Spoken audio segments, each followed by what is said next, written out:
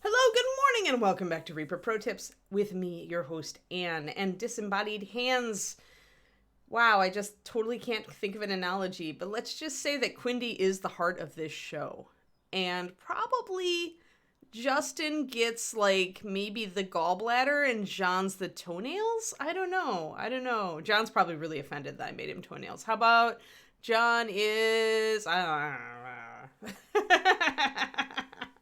I've run out of analogy. I need to be more creative. I need to make a list of these things before the show starts. Spleen. We can give John is the beard, but this show doesn't necessarily have a beard. Like, I mean, I guess we could put a beard on the toolbox mimic. Like, that could be a thing. That's what I always wanted as a mascot for this show, by the way, guys. Just to give you an idea, I wanted a toolbox mimic. Like, that was my, like, I asked for that kind of at the beginning, and I think nobody had time. But yeah.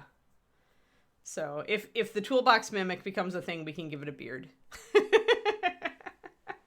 Yeah, see, right? Toolbox mimic, like, totally the obvious mimic choice here.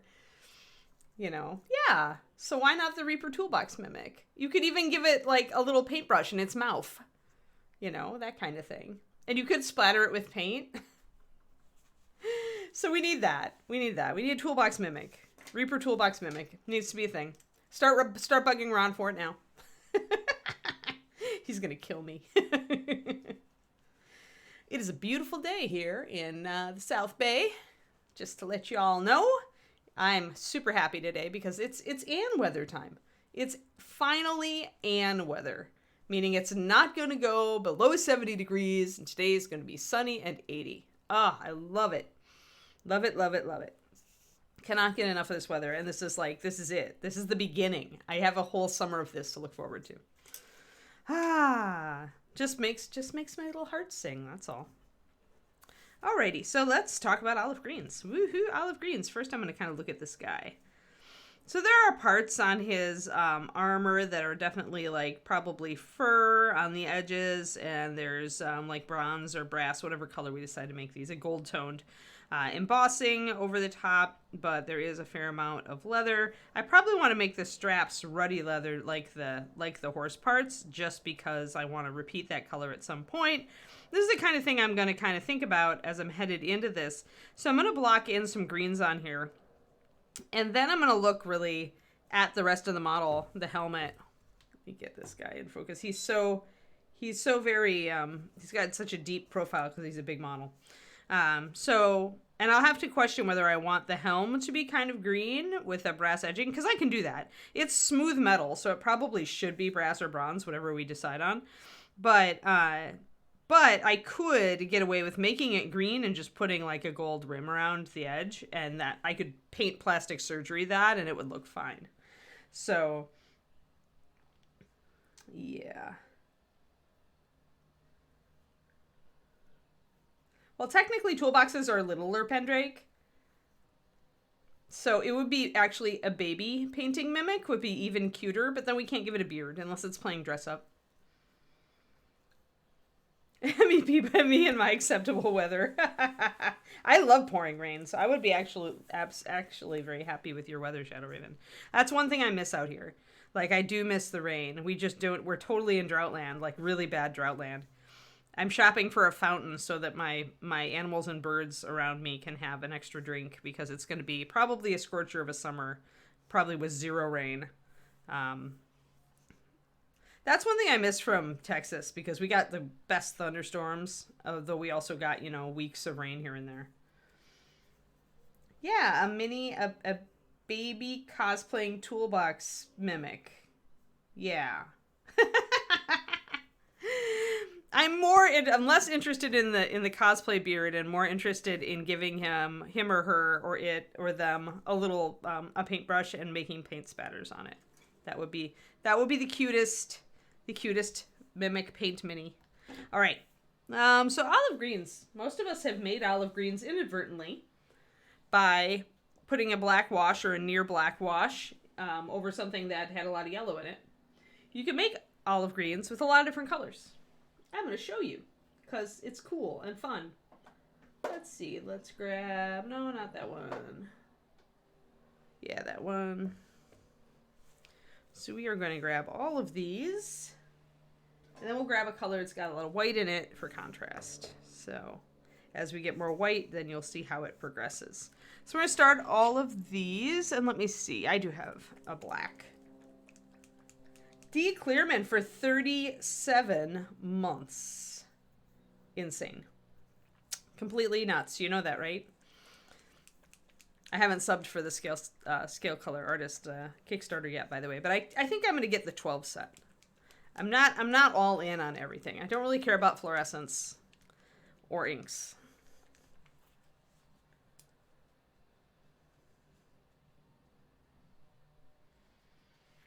But yes, so what happens when yellow and green interact? We're going to go back up here.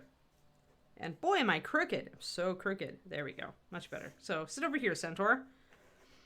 There we go. So yellow and black make green. And they will make olive greens of varying colors depending on the particular yellow pigment you are using. The great thing about this is you can easily mix an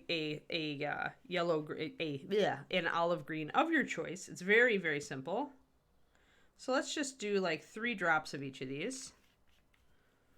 And add 1 drop of black. And show you the difference. They're in dropper bottles, Pendrake. You can't put inks in tubes.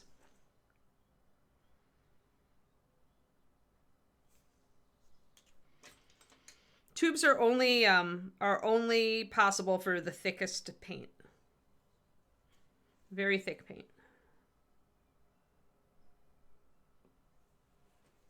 So that's lantern yellow. And tubes are actually the hardest to hear a couple people talk. Tubes are actually really hard to source. Although they may have more recourse over in Europe. They have a lot of art companies over there.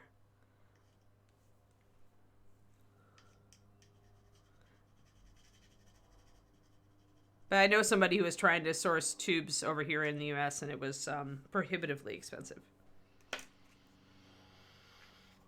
And no, it wasn't Reaper. Alrighty, so we're going to do Sun Yellow and NMM Gold Highlight. And the reason we're doing these is these two do not have white in them. I did Oxide Yellow for one. That's a pure pigment color. Lantern Yellow is very close to a pure pigment color. It's an orange phase yellow. Sun Yellow, we start getting a bunch of different yellows mixed together and a little bit of white for coverage. And then NMM Gold Shadow, we're actually going quite pale. So 1, 2... So what you're going to notice is that as your percentage of yellow goes down, I might actually use lemon yellow instead. Let me grab that. Lemon yellow. Let's use a green shade yellow.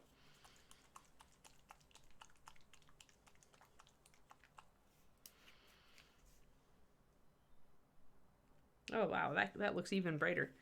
So that's I'm going to put 1 extra drop in. My drops are pretty small on that one. There we go. So yeah. Alrighty, so now we're going to show how these progress when we add black. Now, you will get a very, how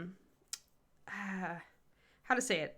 It's not going to be a really vibrant olive necessarily out of some of these colors. You can get a pretty bright olive if you use like a green shade. Like if we were using like canary yellow. If you used canary yellow from Bones and you put black in it, you would probably get a lot more vibrant of a yellow because that color is a green shade yellow. It's what we call it. There are orange shade yellows and there are green shade yellows. Lemon is a green shade, but it has a lot of white in it. So we'll see how we go. Of course, when you add white, it's going to lighten your olive green, right? So it's going to make it lighter. Sometimes it's going to wash it out. And if you're dealing with an orange yellow with white in it, it may actually create more of an olive drab. This is something we're going to demo in a second. But first, let us get some water in our paint.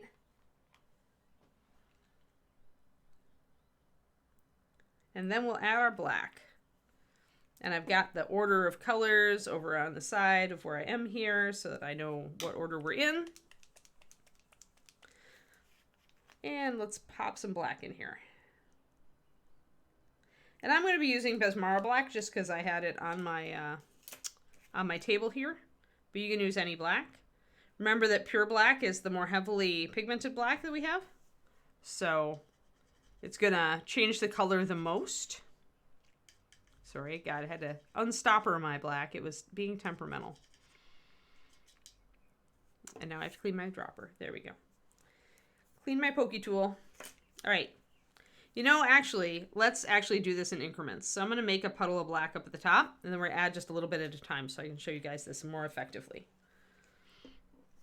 All right, so there's our black, and there's all of our yellows. Let us get a little closer, move Centaur out of the way. You didn't know you were getting a color mixing class today, did you?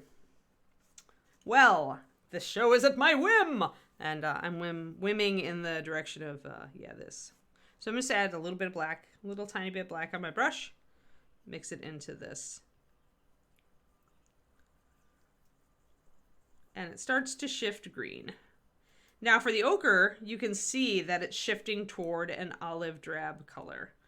It's still pretty yellow, it's just darkened and it's gone greener. So let's do all of these in that manner and see what we end up with. And then we will continue adding black and see. We are doing color mixing, Kodiak, and we're doing it because the Centaur is going to be olive green, and so I decided I wanted to do a color mixing class. This is why you never put black over yellow, why you don't use black to shade yellow, unless that's your intention, and why if you do a really wash with a lot of black in it over a yellow surface, it will go greenish. So that's all I'm going to recap. You'll have to catch the beginning of the stream for a little bit more. But essentially, we're using a bunch of different yellows, and I'm adding roughly the same amount of black to each. And I'm using Besmara black. Now, notice now here, that's much more green. You can see it, that it's going in that direction. It's still more of a dark yellow, but it is definitely headed that way. Where is my base? Usually I put my base in frame, and it helps. And my base has apparently run off. There it is. There. So this is more brown because we started with more of a brown yellow, right? We started with the oxide yellow. So it's going to give us a browner olive, more of an olive drab. And this lantern yellow is orange, so it's going to start shifting a bit more. It's still going to be brownish, but it's going to shift more bright. Now let us use, and I'm only going to mix a little black in it first, and then we're going to add a little bit more. But this is the color that we've got right now. It's very much a camo green almost. Remember that you can add white in to make this lighter. We'll do that as well, but we're going to progress. We're going to progress and do the same across the entire thing first. So again, a little tiny dab of black. That's how much black I'm using on my brush. And this is sunlight yellow, sun yellow. It's got a bunch of different yellows in it, but it also has white. And what do we see right away? We see a shift toward kind of a washed out, grayed out olive. But this one is definitely olive green. Like, look at the difference here. And the difference you're seeing is the fact that this is mostly not an orange phase yellow. It's a green phase yellow, which means it's going to shift toward that olive green much better without going toward an olive drab or kind of a weird browned out olive. Like, this is definitely olive green. Like, it went there right away. And now that's the color. And then the final one is going to be lemon. Lemon, again, has a lot of white in it. So I doubt that it's going to... it might be very similar to sun. We'll see. If I had canary yellow right next to me, I'd use that and you would see a really bright... Correct. Yeah, this one is green, but it's, especially with this next to it, you're not going to see that the green is there, Pendrake, because one, you're seeing it through a camera, and two, it's just now that this one looks much more green, these are going to look less green. But if I cover that up, you can see it's a greenish color. Now, I can add more black, and that will change. Adding into this, and we have probably our greenest, most green color. These are very close. But you can see maybe this one's a little richer in the green color. And both of them have white in them, so they are going to be very close. But this one does have only the green shade yellow pigment in it. So it's going to want to go toward green much faster. This one, so this is when we start playing around. So what we do in paint in the lab when we are making new olive greens is we start out with yellow plus black. Then you shove it with other pigments. So if you want a brighter olive green, you add actual green pigment. Let me see. Do I have anything in here? No, I really don't have anything that I can use. Sadly, I should dig out Canary one of these days and have a true green shade. Yellow, I could use a different paint line, but I don't really feel like going to dig it out. But that's the difference, is the type of yellow that you use makes such a huge difference as far as what you're going to end up with. So let's add a little bit more black. And add about the same amount.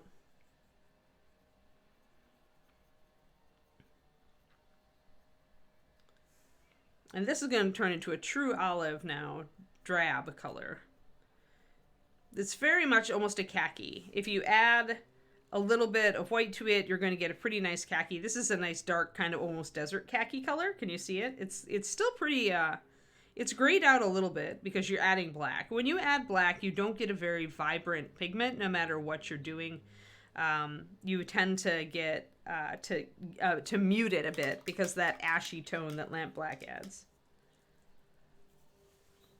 Actually, this is much greener than Lone Star. It's just not showing up real great on camera.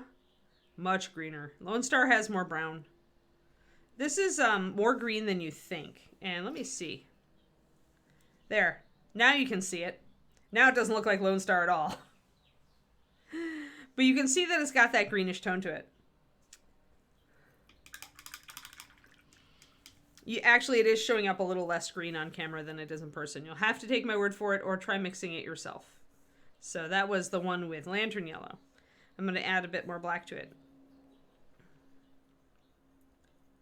Weirdly, now it looks green. Look at that, guys. See? Now it has gone green. Now it's an olive green. You see that?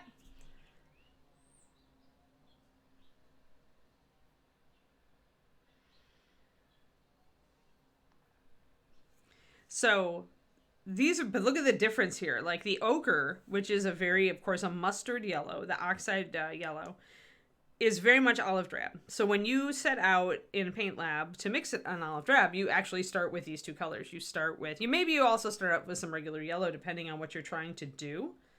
But as you add the black, it shifts further. So now this is almost a true olive, I'd say. It's very olive green. And if I add a little bit more black to it, it will get more so. So now let's bring our other greens back in. Now watch how that shifts. See? This is, again, the colors next to each other look different. This looks green. Now it doesn't look green, it looks brown. See that? That is your eye adjusting for contrast. That is what happens when you put like colors on a miniature. Is when you add different colors, the colors that you already have shift accordingly depending on like the balance of contrast. So again, looks very green. It's very much olive green. Now it's brown. Ta-da! Fun, huh? I'll even take a picture of this for my color theory class because it's actually a good good example. Good example.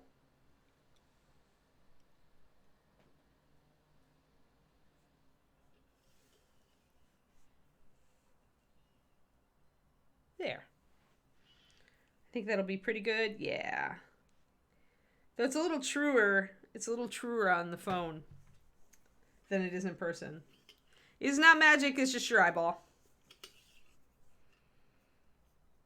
But take this to heart, folks, because as you add colors on a miniature, it will change. Now, the other thing to keep in mind is that when we add colors onto Centaur, they're going to change. Centaur has very reddish skin and reddish horse colors, right?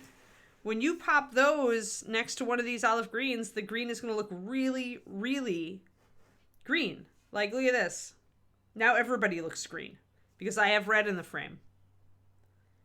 Are you freaked out yet?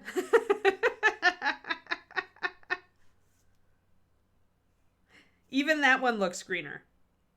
See? Because of the red. And it's all because now there's red in here. It's not alchemy. It's just your eyes. It has nothing to do with the paint at all. This is how your brain and your eyes shift the color of things. This is all in your head. This is illusion.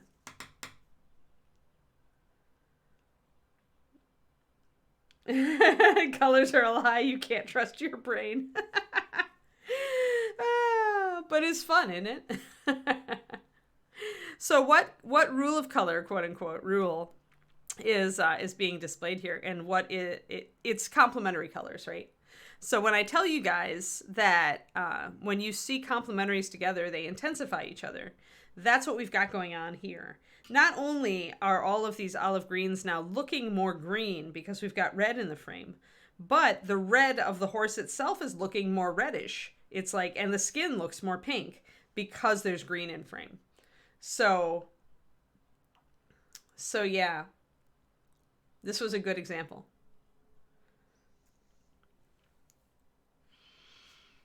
But that's what we're doing here on the horse, and why green was a good color choice is because even the most muted of greens is the red is gonna make that, suddenly it's not so drab. It's not nearly as grayed out, right?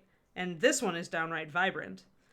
And that's all because of the red in the horse. So no matter which of these colors we used on the horse, or on the armor, they would all look green. It's just what degree. It's in your head, man. Is not paint, is brain. Yes.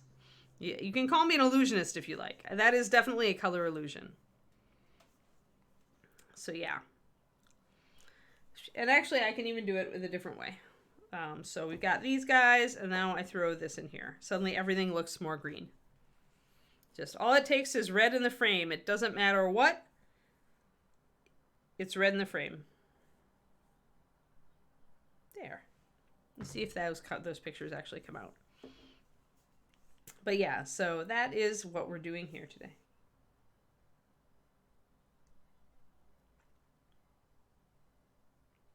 Pendrake, complementary colors intensify each other. They don't go together, which is what we were all taught in kindergarten or first grade. It's not go together. It's that the presence of one will intensify the other. So not only will the presence of the Centaur's reddish-brown coat intensify all these greens and make them look greener, you can even see it happen right there, but these will make the horse's reddish coat look more red.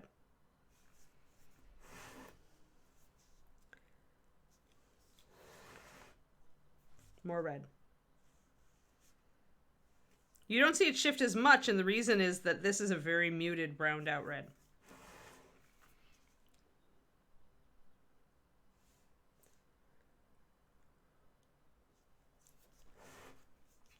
So yeah, there you go. There's your early morning color theory. At least if you're out here on the West Coast, it's mid-morning actually at this point. So, all right, now that we've got all that fun, let's do some modifications. So the other thing you can do is you can add a nice green. Brilliant green is a good choice, or a clear green, any of the green. So now let's put this down. So if I was mixing an olive and I wanted it to be a little bit more, I need to totally shake that up a little bit better.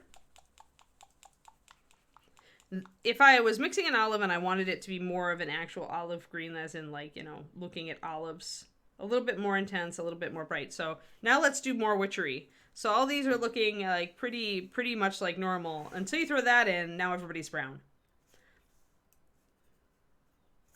Oh, everybody's brown. That looks downright yellow now. And this is the other rule that I tell you guys, which is that, you know, if you are messing with a muted color and you put a bright color next to it, it'll de-intensify it.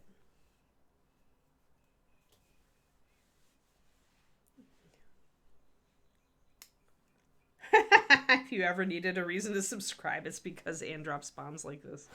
I'm sure this is something that Rhonda would do too. Rhonda certainly has the know-how and the understanding of color theory, but I like to play with it. I like to play with it with you guys. So when I was mixing olives, I would often go, okay, well, this is all cool, but I want to work with ochre with yellow oxide, but I want it to be, I don't want an olive drab. So then I would take some phthalo green pigment, just a bit, and I would start working with that. So let's take our brownish oxide, take some of our green and mix it in there. So I would start mixing in green pigment.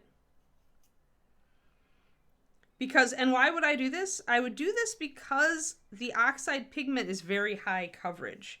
So if I can shift this, and notice that now these colors are getting a lot closer. So I'm going to grab another brush full of green and mix it in. That was a big brush full. Now this one is more green. But what this will do for me is it will create an olive green that has better coverage, because the problem with the green shade yellows is that they don't. So you can mess with it a little and push it. There's the difference. You can see the original color here and the shifted color here. And now it's much more of an olive green. It's much more of a military green, I would say. So let's pop that back and you can see that a little bit better. So now this one is the brownest because I've popped a bunch of green pigment in here. So that is the next thing that you do to an olive green. And then if you really want to, you can add some white, but let's just shift all of these down through the row and you can see how it reacts with each. So this one will get more intense is my prediction. Now this says, because I'm using brilliant green instead of a pure phthalo, I am getting some interference because there are extra pigments in that green, but it's okay. So now we're getting pretty close to the olive that I had hoped to use on the Centaur with this one. So that's a very olive green. Very olive green. We've got kind of a military green. Oops, gotta hide that other green there. So we've got kind of a military green here. We've got a very vibrant, like dark olivey green here. Very alligator colored. I like that. I probably would work with that one. And then we've got these two we haven't added green to yet. So when we do, we'll still have a lot of white, especially in this one. You can see that the colors are kind of interacting. And the reason is that sun yellow has several different yellow pigments in it, so we're getting a little bit of everything. Sun yellow actually has each of these pigments in it. It has a little bit of oxide, a little bit of orange shade yellow, and a little bit of, or quite a bit of orange shade yellow and green shade yellow. So this and white. So that's why this is looking more washed out, and this one is looking more vibrant, because this one, though it has white in it, has only green shade yellow. So when you cross the yellows, they mute each other out because you've got a green and an orange being mixed together. Hey, Pixie. We are doing color theory. Thank you for the raid. Sadly, you missed the earlier part where it was like color magic and illusion magic, but now we're just like mixing more things in to show how these colors get tuned. If you are interested in color theory, anybody who came in with Pixie, catch the VOD, like just catch the start of the VOD, because I've been doing essentially mixing with different yellows with black to create different olives and showing how the colors shift and how they look different next to each other. And for those who don't know, I'm the person who created the Reaper Master Series paint line. So this is the kind of paint magic that I would do in the lab back when I was working on site with Reaper. But yeah, total shout out for Pixie. So yeah, this is what I do. And also we paint miniatures. We're working on this Appaloosa Centaur right now. But I want to paint the Appaloosa Centaur with kind of an alligator colored leather here. So, so that's why I'm doing olive greens, because I was planning on using olive greens with this guy. We did all of his horse markings in previous streams. And what we do here is we usually I'm painting, but today is just a color mixing, color theory day because whimsical. Whimsical is me, and I'm Anne, by the way.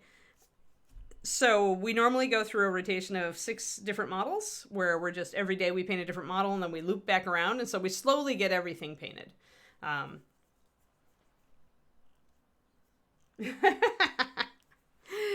You guys are silly. But yeah, so that's what we do.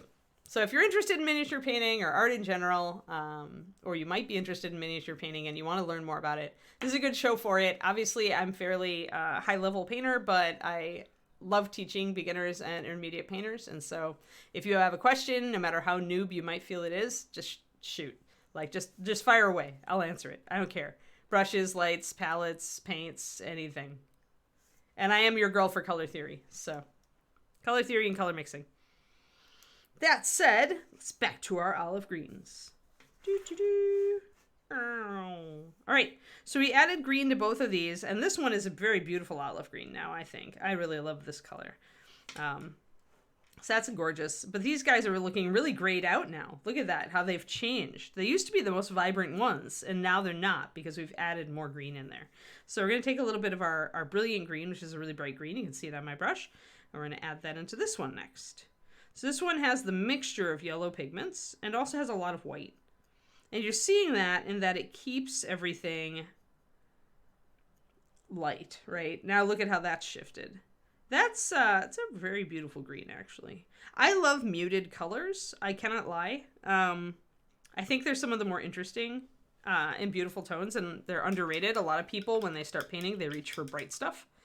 Just because they're like, green. And when they reach for green, they want, this green. And by the way, look at this. Color magic. That looked really vibrant until I threw this bright green in here. And now suddenly this looks brown. And this is looking a lot more muted. So that is what happens when you throw colors together, is they change each other. So every time you put a color down on a model, it will shift the appearance of the previous colors.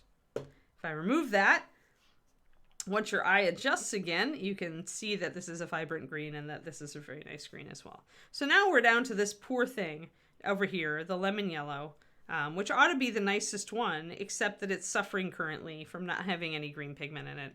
This is only black and yellow. Now we're going to fix that. Yay! And we get a beautiful soft green. Now it is more yellowy.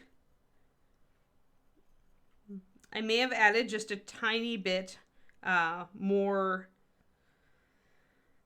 green to the previous one, but I think what it really is that this has only that green shade yellow pigment in it, and so it's coming off as more saturated, whereas this one has many yellow pigments in it, so it's softened it down more. If you add more black to the lemon, it's going to gray it out. It will take it darker. It will green it a little bit more. It'll go more olive, but I added green to it. But you can. I mean, you can add more black to this. But remember, you're fighting a pretty high load of white here. And when you've got a pretty high load of white in here, then you essentially are going to get more gray when you add more black. Does that make sense? Done? One done?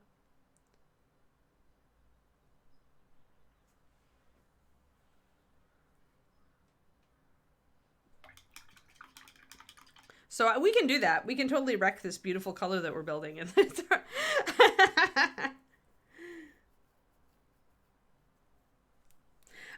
you want to build a highlight for olive green, I recommend adding in, actually we used clear yellow. Oops, I meant to go for lemon, but I was using clear instead.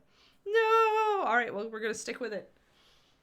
They were right next to each other. I would recommend actually using lemon or a mixture of clear yellow and lemon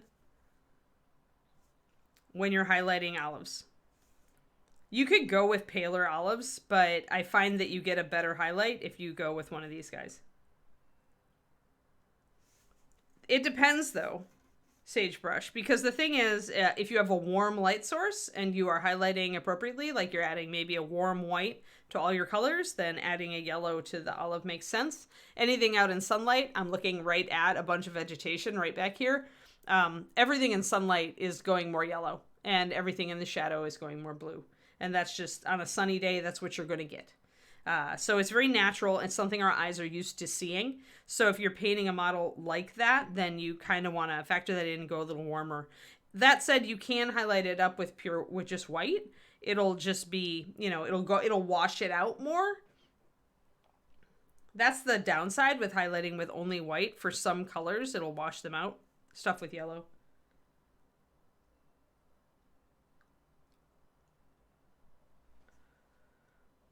So we can go into that here. You could also use like something like this to highlight something like that. So let's actually do a mix. So if I was going to go over here and grab my green that I really like here, and let's say I pop in some lemon yellow to one and some white to the other. So grab some lemon yellow, which is a green shade yellow white, and then we'll grab some pure white. So the answer is both. You could use either, but your effects are going to be different. That's pure white. So the white will give you a highlight. There's your highlight. It is an okay highlight. It's perfectly feasible as a highlight for this color.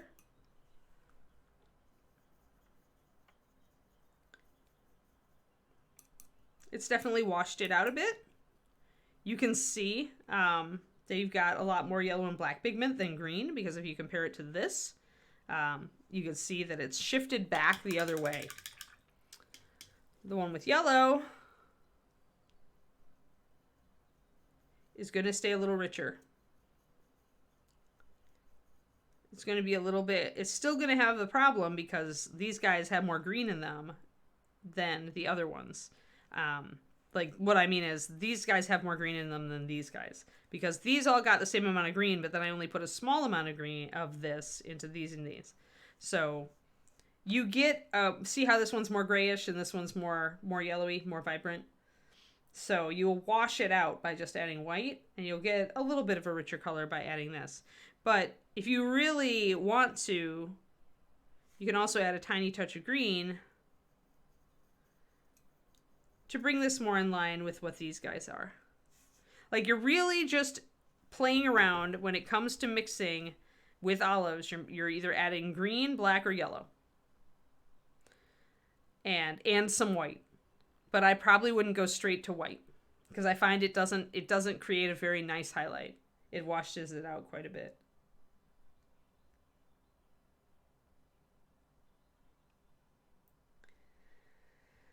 Yes, you could highlight that based upon that. I mean, and you should, if you're doing realistic. It's more like what I brought that up for, Sagebrush, is less about what you're painting as highlight or shadow, more about like the whole model. Are you painting it as if it's outside on a sunny day? Are you using warmer highlights for everything? If you're not using warmer highlights for everything, then you're probably gonna get more of an effect, more of a flat effect, more like an overcast day, or a like very diffused light through clouds kind of day. We don't really care about that stuff, or we don't teach it a lot here in 28mm miniatures in North America, but it's definitely stuff they teach over in Europe. So if I was going for an overcast day, then adding white probably would work if I was painting the whole model flatter. But in that case, then I shouldn't have used a yellow to highlight some of this, the horse here, because I was using a color that was, I think I used a bit of leather brown in there. I'd have to look at my colors. But I did use a little bit of a warmer, yellower brown to mix into this red to highlight it.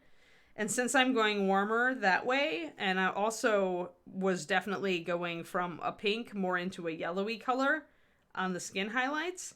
So you see I'm shifting everything toward yellow, even if it's just a little bit. Then I should also shift my olive toward yellow. Does that make sense? I'm also doing bluish highlights on the black, and that implies sky highlight, which implies blue sky, which implies daytime.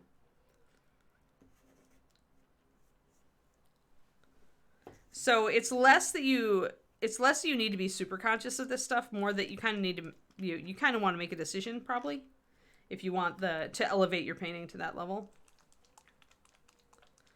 And if you start thinking about it, it will help your color harmony a fair amount to be consistent as to what you're highlighting your colors with. If you're highlighting everything by adding white, you're fine.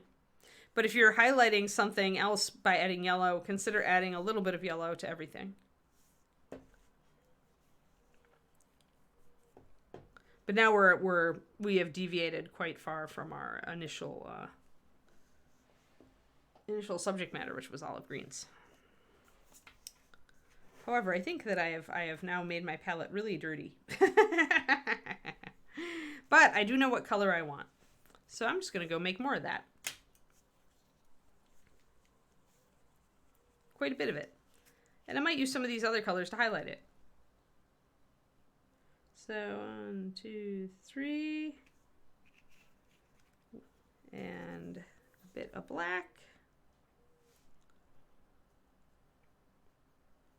Now that I know my recipe, I can aim for it. And that makes our very olivey color there. But then we want some of our green to come into that and make it a bit richer. There we go. That's a good color.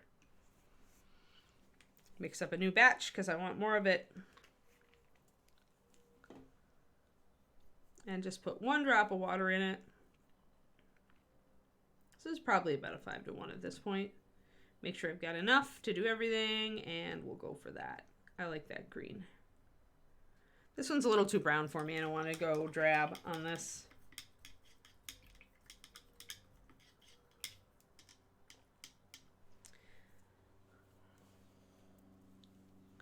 See, and I'm neither. I am actually a... I learn by reading. Like, my reading comprehension is higher than any of my other skills. So if I can read it and then I can do it, then I'll learn it better. But yeah, listening to a video about something doesn't typically do it for me either. Which is ironic because, you know, when I do these videos, I'm teaching in the way that doesn't resonate with me necessarily, but does resonate with a lot of you.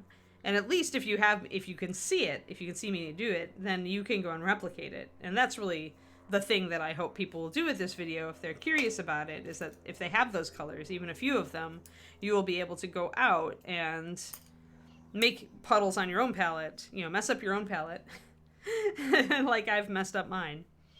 All right, so let's see. We've got edging on this that's probably done in a leather. Then we've got the scales that are the part I want to do green. I'm probably going to do everything in green to start because I don't want to have to like waste time getting persnickety about avoiding the edges. So I'm just going to go ahead.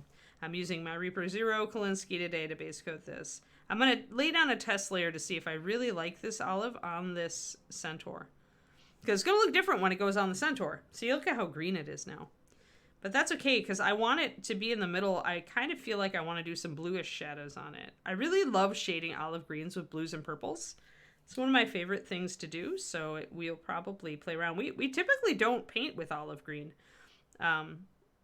So I haven't been able to really, I think, ever, except for the Knoll, we did kind of an olive for him, but he was different. I didn't want to shade him with purple. His fur was shaded with brown because he was, you know, an organic animal,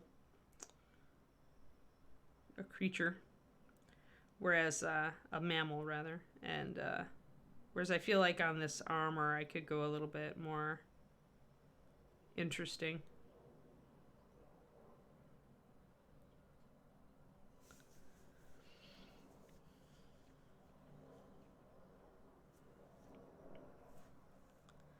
Yeah, I like, well, you all know I like to mix paint, so I figured today, instead of whipping out a bottle of paint, I would show you how to make your own olive greens. All you need is a yellow, a black, and a green. The closer to pure pigments you're working, the more you'll be able to kind of fine-tune. But remember, there's it's not just about color, it's also about coverage. All right, so this thing is very heavily bronzed out. I don't think there's any scales really showing on this, the central part. So I'm going to actually avoid it. Maybe I'll do the edge there. Well, we'll see. I may need to recolor that.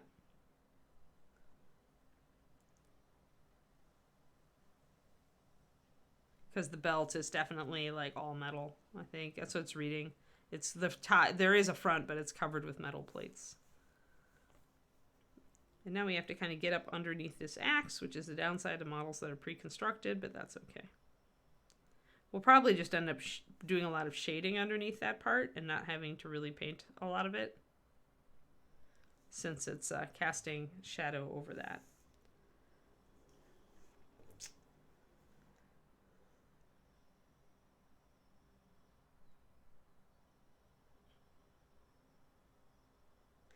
Just a tiny bit, crows. So this is the thing, is you don't need a lot of yellow. I would say this is where I kind of wish, like, that's why a lot of people used to use linen white, okay, to highlight everything, is because it's an off-white that's yellowish. And so that's the kind of like yellow shift that you might want.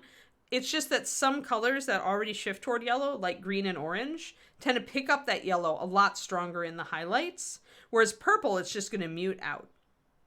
So for the drow, I would probably just use something like linen white for the skin, so I wouldn't like totally get like a grayed out effect. There are other ways you could do it too. But when you're trying to highlight with a complementary light source, yes, it would gray out, but it often we aren't satisfied with the effect. We don't like the effect that we got, even if it's realistic.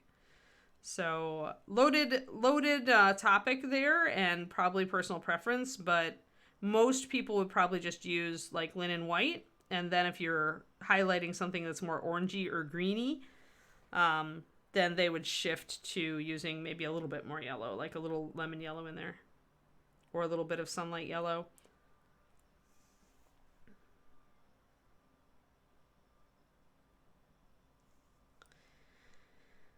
Really, the point is that highlights, if you're trying to paint like with a bit of naturalism, highlights tend to be warmer and shadows tend to be cooler. And when you're looking at warm, it's toward yellow. And when you're looking at cool, it's toward blue.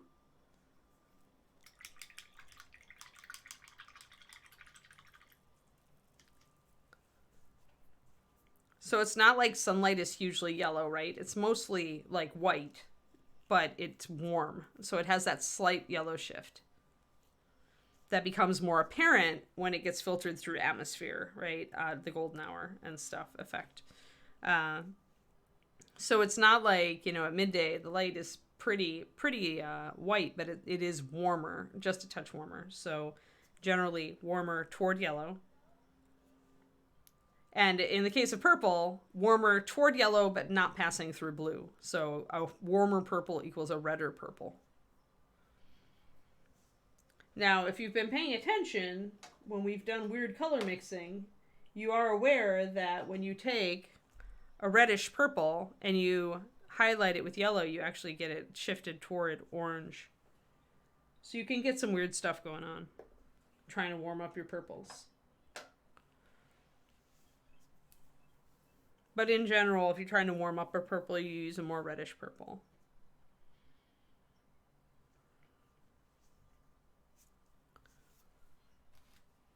So, to illustrate that,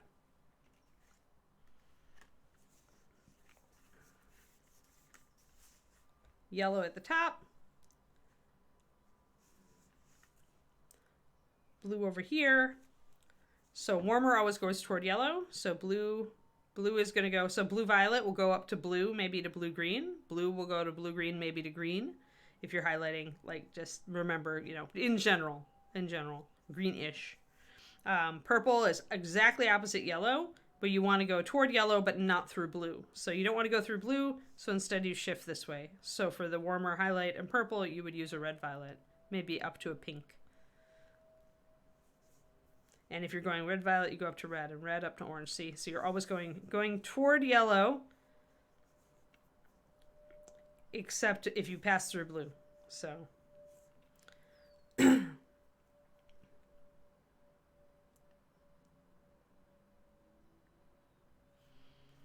then otherwise the other way around, you go through blue. So if you're going to shadow, then you're going toward this direction.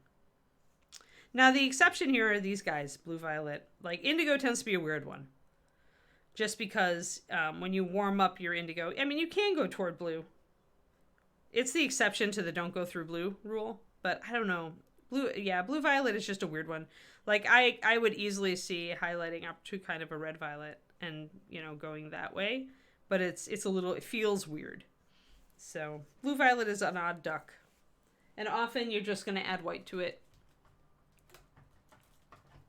Although I have done highlights of blue violet with up to like a greenish color,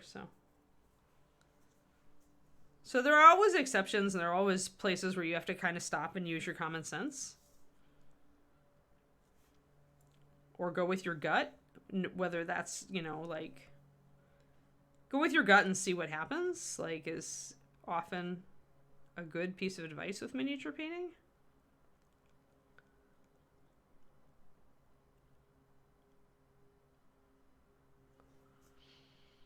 So the breastplate does have kind of metal embossing on it, but it does have a background of this scaly texture. So we're going to go green with it.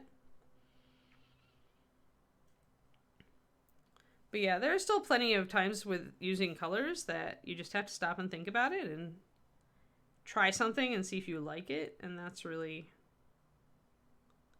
And it all depends on what your goal is, too. Like, I tend to reach for realism and consistency, and I feel I get better color harmony, if I'm being consistent about my light color.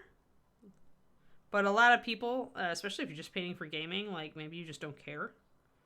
Just highlight up everything with the... In which case, a lot of people just defaulted, like I said, in the old days, to highlighting up with just linen white. And it was fine.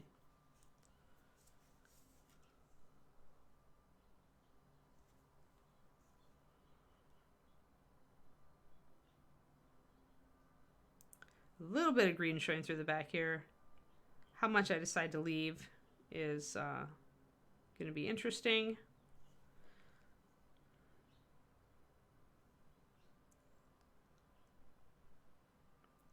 And I also need to figure out what I'm going to do about the leather next to the skin tone here to make it look different, because I may have to go with something like rich leather and actually use it for leather instead of NMM. Just because I want a little contrast with the skin here, and I think that going with more of a yellow leather will be too close. So again, it's contrast at this point. So I'm like, because down here with the horse is dark, so a lighter leather makes sense around the edges of the plates, but not so much up when you get into the lighter areas of the skin. So I'm going to fill all this in, and then I'm going to assess my color composition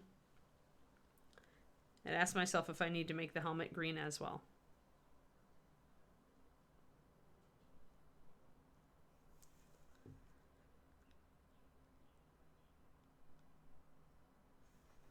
And the thing is here that a lot of the green isn't going to show through. I'm going to have to do that bronze embossing thing. I may need to fill that all in to assess my color composition first. Now, the interesting thing is that I can use that rich leather and for the bronze brass stuff, and it'll work.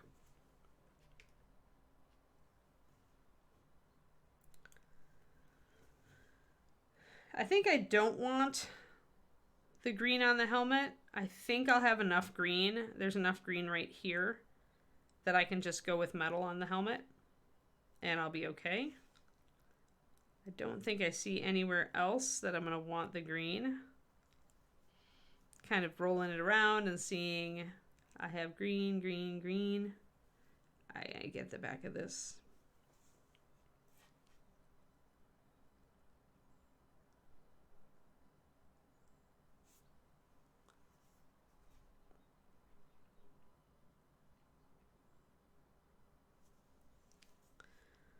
As long as I've got a few spots of green, both sides, all sides,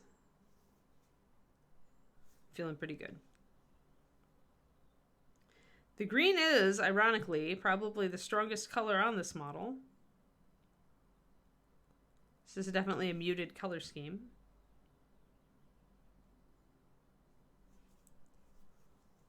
All right, and that's fur, so we want that to be neutral.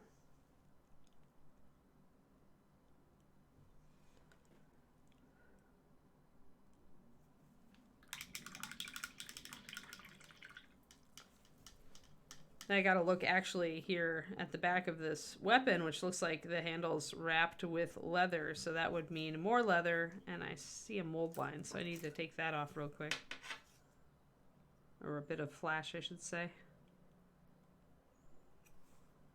There we go. That's better.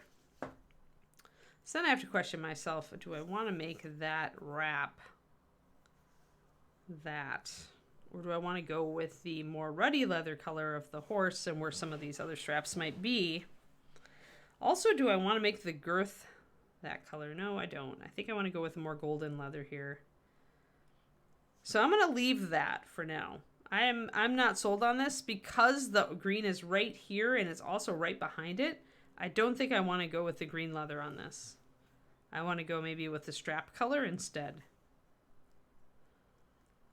So now I have to make some strap color decisions. And at least for up here, I'm going to go with the reddish leather. I think I'm going to need to block in a few things here. So let's block. Figure out our color composition before we start being crazy and mixing highlights. Also, I need to swatch my green and write down a formulation. Such a pretty olive. Reminds me of a little bit of a more vibrant, it's one of our jungle camo type color. I really love these olives, these dark olives. It's a lot like 9034 as well. Very pretty. I love greens. David doesn't. Green is David's most hated color. But I still have a green kitchen. All right, so this one is 3 times 9407 touches of 9037 and 9227, right? Yeah, 227. There, I've got my green noted, so I can always remix it. So now I want to look at color composition before I even, before I start highlighting and shading, I need to make some decisions. So I'm going to flip this palette over, and then I'm going to make some new colors. Well, maybe I'll do the edge. There we go. I like to have a clean edge to start with, more or less clean. There we are. So we'll mix up some other colors. I am going to, when you're going to do this, when you're leaving a bunch of paint that's drying in your palette and you're working with other colors, especially today, it's very dry. I have my window open. It's already 70 degrees, so it's only going to get warmer in here. I'm going to take some water and throw it into all of my previous colors. Just like a drop of water, and I'm going to mix them up. And that's essentially going to keep them wet so that when I hit the end of my paint session, it's going to be easier to clean my palette. And it also keeps them wet, so if I need these colors later in the paint session, then I'll have them. They're going to dry pretty quick, so adding a whole drop of water isn't going to make too much of a difference. Honestly, let's see here. I want to pop that in. So yeah, I'm just adding a drop of water to every color and mixing it up. And this will aid in cleaning. It only takes a couple minutes, and it's worth doing. Worth doing for a lot, not having to sit and scrub at your palette. And actually, the way that I do this is grab a bunch of water on my brush, and then I do a big ring around the outside of the palette, and then I mix it in. So I'm essentially putting a bunch of water all over this dried paint on the side, which is thinner, so it's not gonna be really hard to scrub off anyway, but I am getting that wet again because that's gonna loosen it up for cleaning.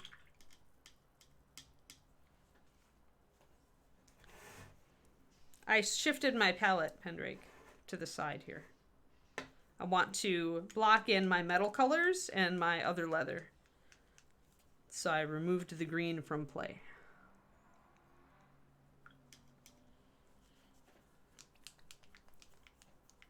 Because before I put a lot of effort into shading and highlighting this olive green, I need to figure out what color some of my other stuff is. Because there are things that I've not chosen the color of yet because I'm not certain on my color balance. For example, the wrap here on the end, I don't know what color that's going to be yet. I need to block in some of my other leather color in order to know that. Because I don't want to go green because it's right next to green and it's right on top of green. So I'm going to grab some rich leather to actually use for leather. And also to, I'll probably mix a color from it to base coat the metal.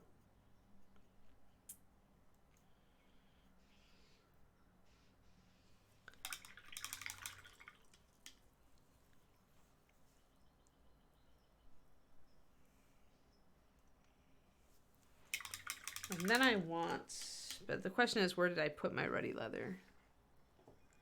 And I probably put it somewhere else, which is annoying.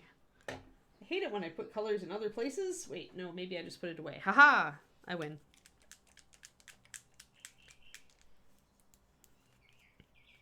Yep, turning the palette sideways is definitely a thing.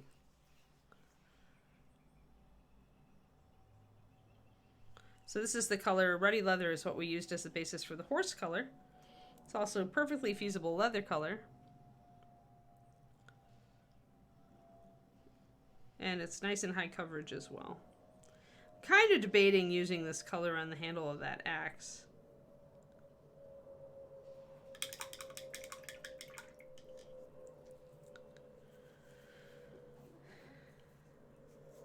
So let's see here. Yeah, I might have to use leather. I might have to use that ruddy leather on the sides of everything. Because the more I think about it, the more I'm like, I can't really use rich leather as a leather color here because it's too close to the gold and it's going to confuse the eye. So I think what I'm going to end up doing is doing ruddy leather, reddish leather along the outside of everything.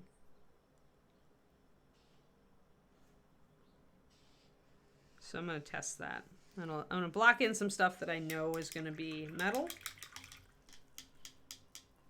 And then I'm going to rim it with the reddish color and see how it looks.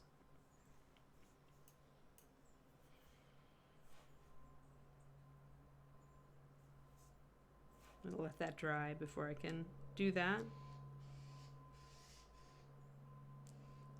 A lot of this is going to be hammered brass overlay over the metal, I think. So I'm going to just go with it. Again, kind of a lot of this detail's buried, so I don't know how much I'm going to actually be able to reach the back of this axe. So I'm going to at least block in my base coat, and then I'm going to let it sit for a sec. Alright.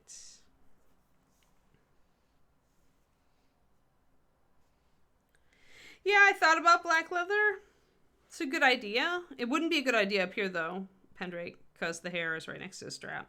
This is where color composition comes in, where you're trying to alternate so that everything stands out. So I think at least up on the breastplate that I would go with the reddish leather and maybe the black leather around the outside here. You're right, it might be cool to do a black leather edging around the edges of that. It would definitely give us contrast, but would it break it up too much? Black is a very dicey color to use sometimes because it's so stark and it just drags your eye to the area. So if I use it all over here and to do all the outlines on all this leather, it's really going to look like heavy black lining. I don't know if I want that effect on this model. So that's why I'm kind of blocking some stuff in, because it gives me time to think and to look at as I fill in and see how much bronze I'm really going to have on this, which is actually quite a lot. I'm definitely not going to use the rich leather as a leather color then, because it's just, there's too much of it on the model already. So that's a no. But as I fill this in, I can look and see and say, yeah, You know what? I love the reddish color of this horse, and it's only down here. So bringing the reddish leather up to this area at the very least would be good because it'd reintroduce that color.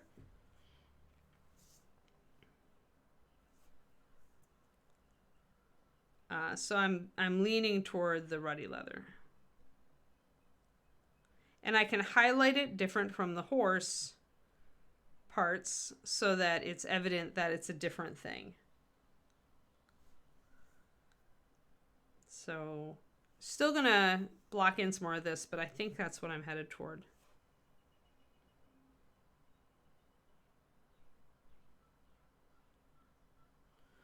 Because usually when you do this sort of blocking, I mean, the reason it's a tool is that once you have it blocked in and the only thing that's left are the little bits, you haven't painted, you can use your brain and imagine, like, how is this going to look if I put black on it? How is it going to look if I put reddish leather? How about dark brown leather? You can once you can see the holes that you have left, it helps you think what color would be best to fill that.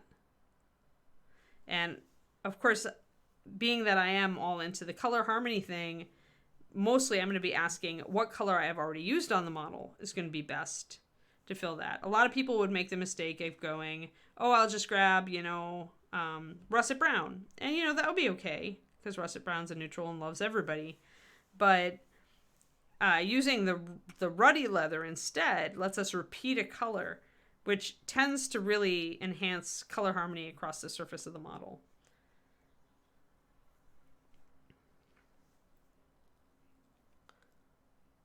But I do think Pendrake, is I'm going to use black to do the haft, the shaft of the spear and the haft of the axe. I think that's a definitely black. Again, you could go with like a dark brown like walnut. It wouldn't be the wrong answer. But I have gone in for some black on this model, so there I think it's okay.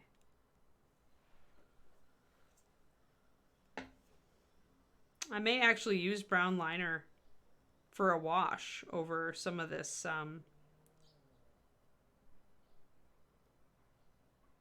the bronze, just to darken it down and dingy it up a little bit.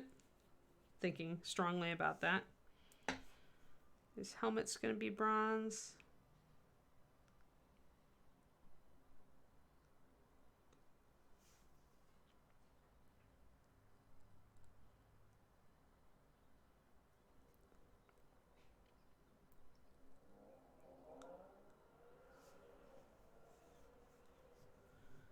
Again, we've got this like big honking model. It's hard to stay in focus for all of him.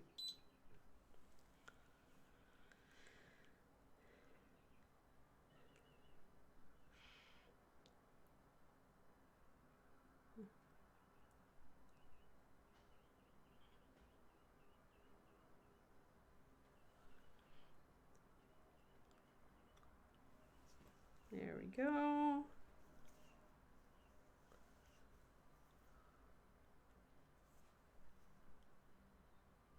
But yeah, be careful where you use your black. Using it as leather edging does like bring it into the realm of like black lining, since if it's like all over the edges, it'll kind of read that way and it could look a little heavy and weird.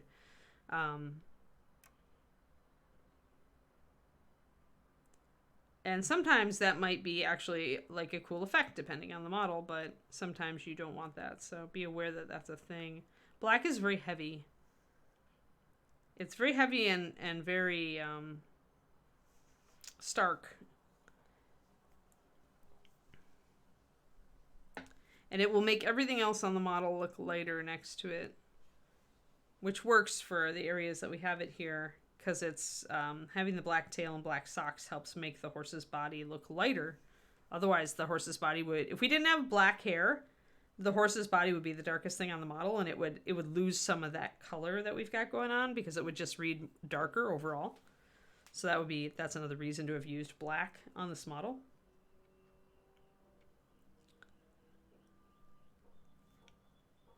All right.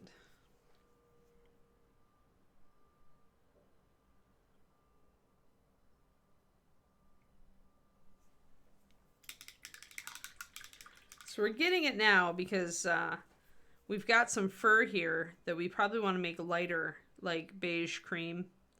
And the horns are likely the same. So we know the colors of that. We know that this blade is going to be steel. At least I'm going that way. We know that the axe blade will be steel. We know that the haft of the axe is going to be black. We can block those in right now. And then we're down to even fewer colors to fill in. We still need to figure out what color we're doing with the girth. That's the question mark in my head right now. Do I want to go black there? I might want to go black there. Because here, it would accomplish a couple things to go black with this leather. One of them would be, again, making the horse's hide look lighter, which I'm actually kind of into. I would like that this rich color shows up really well. It would repeat the black that I've got in spots pretty much over the rest of the model down here. It would make the girth pretty much go invisible.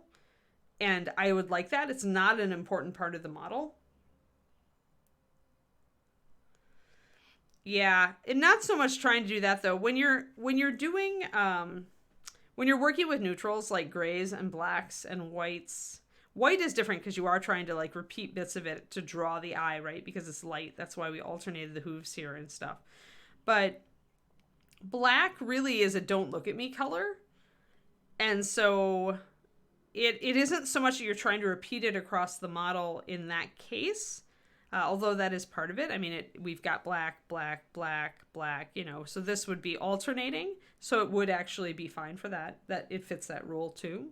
But more, it's like, this is a totally unimportant part of the model. And so if I paint it any color, people are going to see it. But I don't necessarily want them to see it. I don't really want them to care about it at all. So painting it black is probably the right choice. If the tail was a color, then it would make, like, you know, something that drew the eye, and then that would make sense to echo the tail color. But instead it's more that it doesn't clash with anything. It does repeat the color. You know, it uses a color we've already used on the model. But it's more that I don't want anybody to really look at this detail.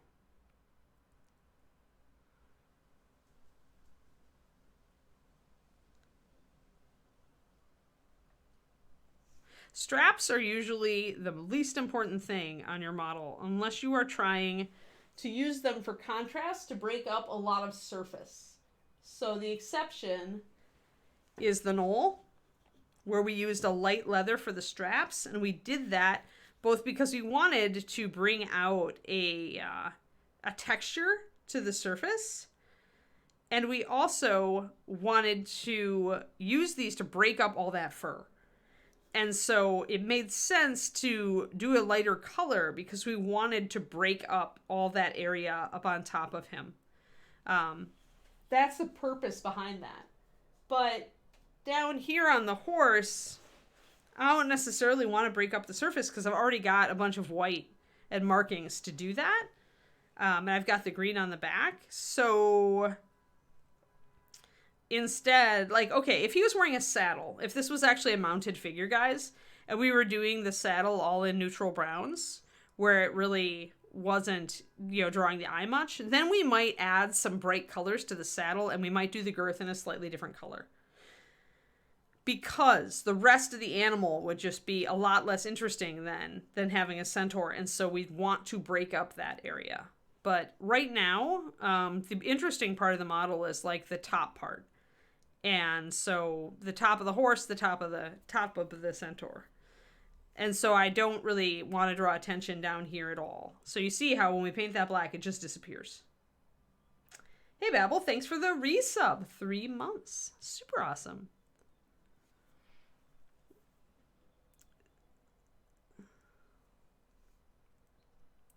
So yeah, so that's another thing about painting something black that I've mentioned before. When you paint something on a model really dark, you are sending a signal to the viewer that it is not important. And if you're painting something black that is important, then you need to bring up the highlights to bring up the contrast. Otherwise, no one will look at it. Black just disappears. It's a totally non-interesting color until you add some shiny highlights. Then it becomes interesting.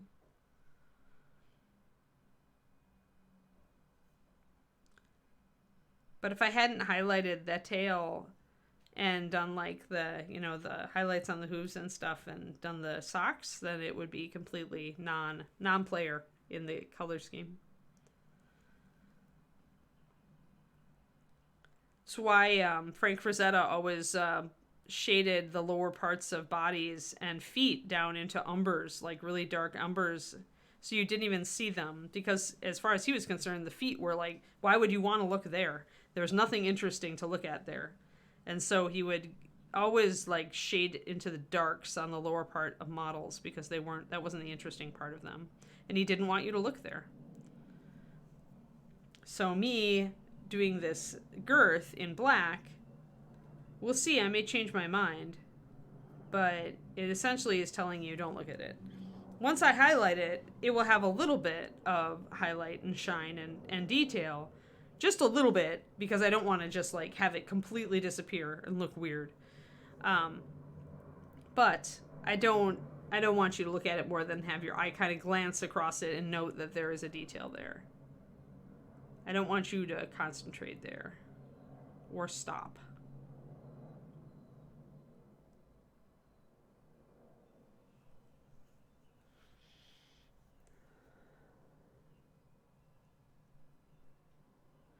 You need pure black. You don't need any other black. If you don't want pure black and you want a more complicated black, then get solid black, which is in Bones now, I think.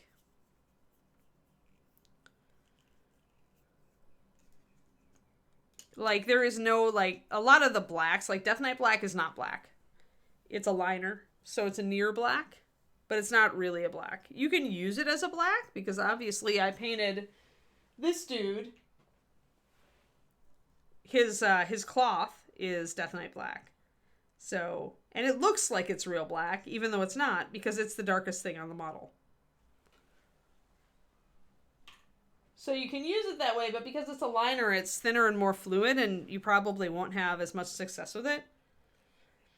Quindy's got the link to solid black there. Solid black is what I call a painter's black. It's made by mixing black and it's made by mixing blue and brown, like oil painters used to make black, like a more interesting black. But the pure black with pure pigment, like just lamp black pigment, is pure black. And it's also the most highly pigmented black. It's also probably, I think it's our top selling. If it isn't our top seller, then pure white is. But there are top 2 sellers in our paint lines, period. Rhonda and some other painters like the solid black better because it's more complex, because it has the blue and brown pigments in it. So it's not just a flat, don't look at me black. It's a little bit more interesting than that.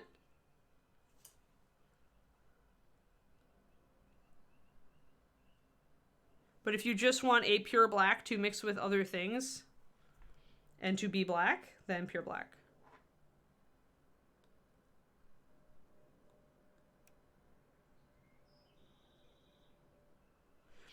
It is a little confusing, and it was painted, they were named that way for marketing reasons. But essentially anything I call black just means that if you put it straight up on the model, it's going to look near black or black.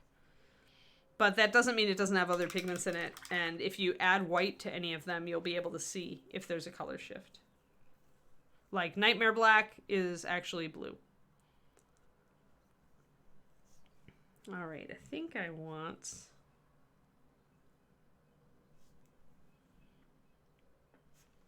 this to be reddish brown.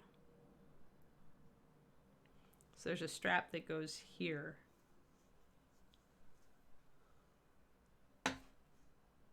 And I will want a line as well around these, but I'm mostly right now I need to figure out what color everything is. I'm at that point of the figure where I'm like, all right, I can't put myself into a color corner. I have to know.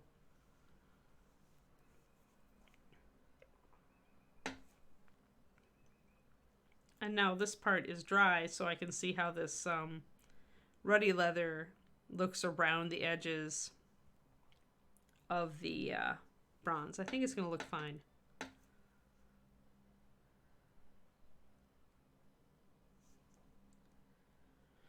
It's colder.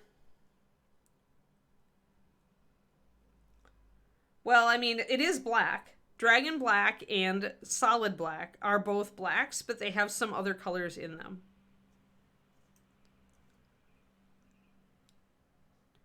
Dragon is a colder, bluer black.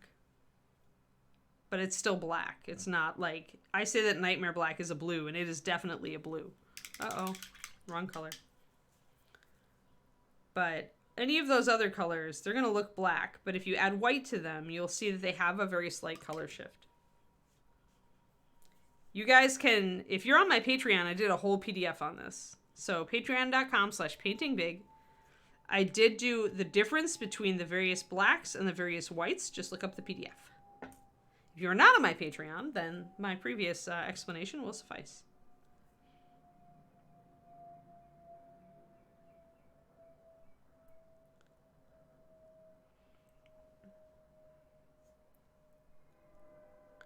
But yeah, if you're on my Patreon, I did a whole PDF on this because it's a frequently asked question. So blacks and whites, essentially. And I broke down every black and every white in all of the paint lines. I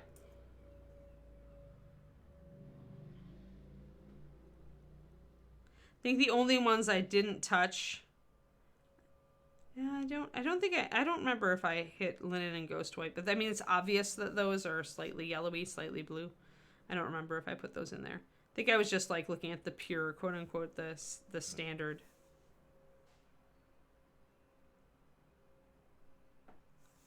But essentially, I refused to ever put out the same color, the identical same color as under a different name. So even though every paint line had to have a black, a black and a white, I tried to make them slightly different from each other. That is why this is a thing. Yep, it should be a color workshop. It was a couple of years ago, I think, Turgeon, because I totally, like I said, I get this question so much. It's at least a year ago. Probably 2. It's probably, trying to remember how long ago. It was a long time ago. Let's just put it that way. But if you look back at Margaret's excellent index on the Discord, the Patreon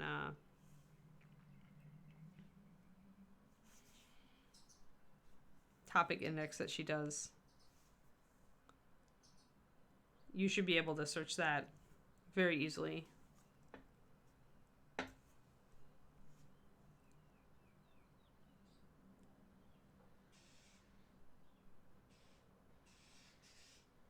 But yeah, so a lot of stuff like this that I covered early on the Patreon. Just like I did a whole thing on the clear brights and stuff like that and the liners. Oh, the bluebird is back. Oh, except other birds are yelling at him. There's much disgruntled bird noise out there. But that's definitely my scrub jay friend. Hi. Hello, bird.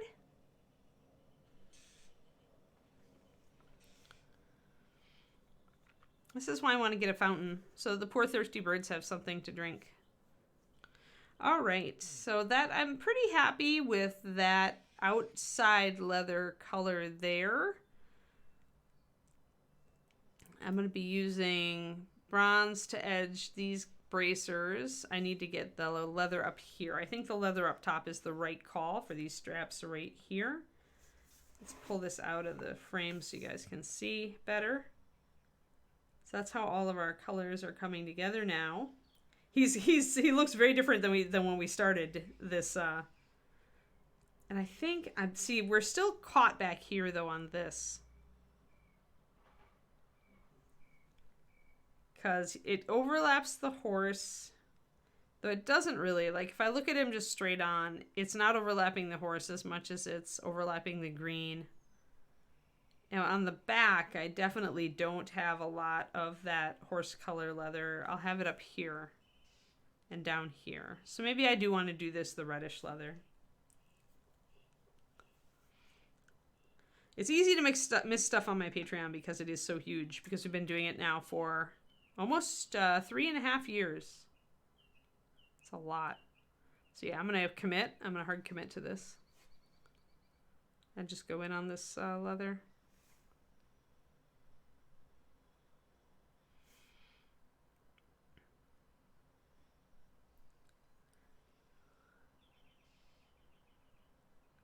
There definitely comes a point on a model where I feel like I have to block everything else in to just get a feel for where my colors are, my color composition. It's definitely a thing.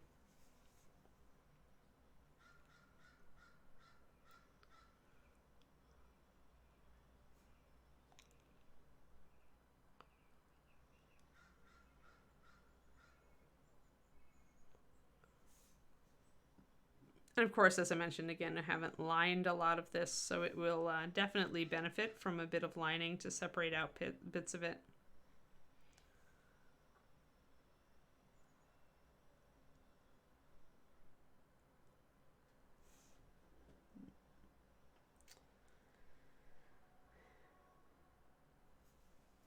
Yeah, and it must have been educational because a lot of people there was like no talking. Like there were very few. There was very few comments this stream.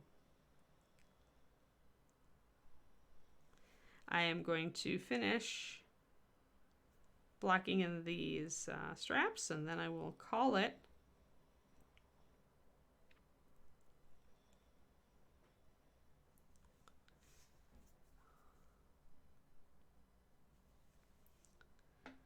Any other questions before we wrap up? We talked a lot. What we talked about this stream, boy, color composition, in theory, we did a thingy on color mixing, olive greens, pigment interactions, yellow and black.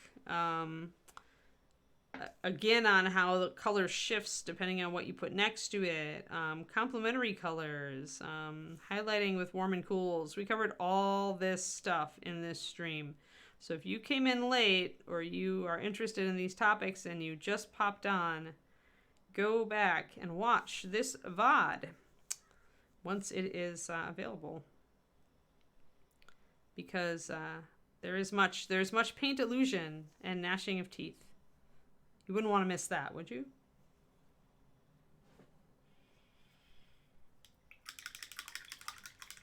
Now I've got those straps blocked in, and I am happy with that color. I did not get the black handles of everything done.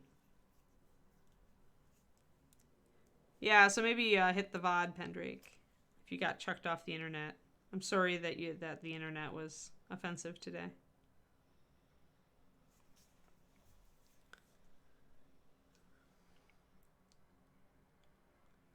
I am looking forward to the rest of this lovely, lovely day. It's social media day, so it's work on my website day and stuff like that for me. It's only one day till Friday, which is exciting.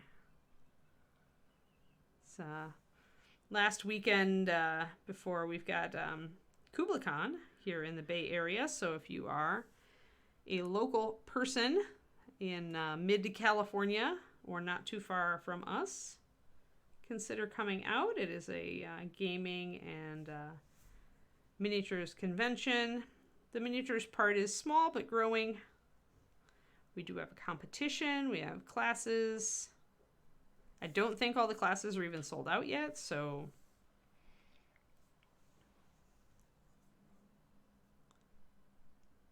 alrighty. Just blocking in this black so that I can take a quick look at it before we end. Also, I had black open on my palette, so I may as well use it.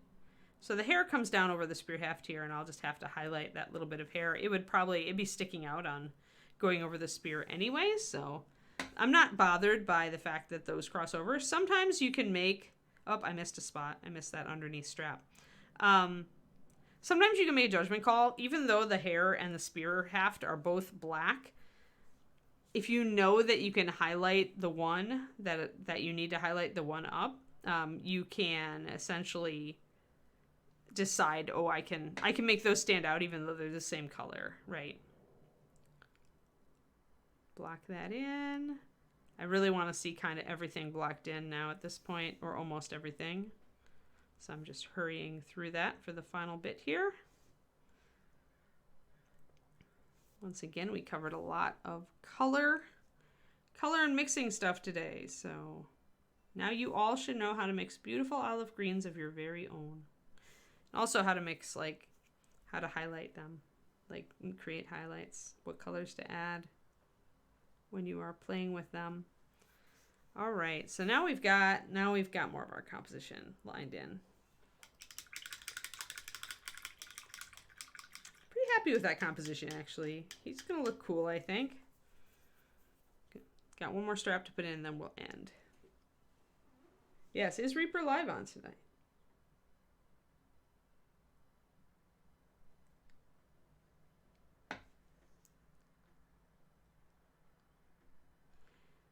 Yes, and everybody have a good dinner or lunch or whatever you are running off to have. I am running off to have my walk before it gets too hot. All right. Okay, thanks everybody for tuning in. Once again, my Patreon is patreon.com/paintingbig. I also have a YouTube channel, which is in my list of socials that Quindy spammed a while ago, but I have a free series on the fundamentals of mini painting there. My patrons get early access to that. And yeah, I'm gonna, there, ta-da! So we've got him blocked in a lot now. What do you guys think? Pretty good color combos? Like, given everything's going to change, right? We're going to be highlighting and shading the screen a lot. There's going to be more bronze coming in on the breastplate and stuff like that.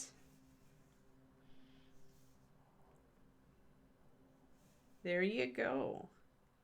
So yeah, hope you all have a lovely, lovely Thursday. Tomorrow is thank the universe.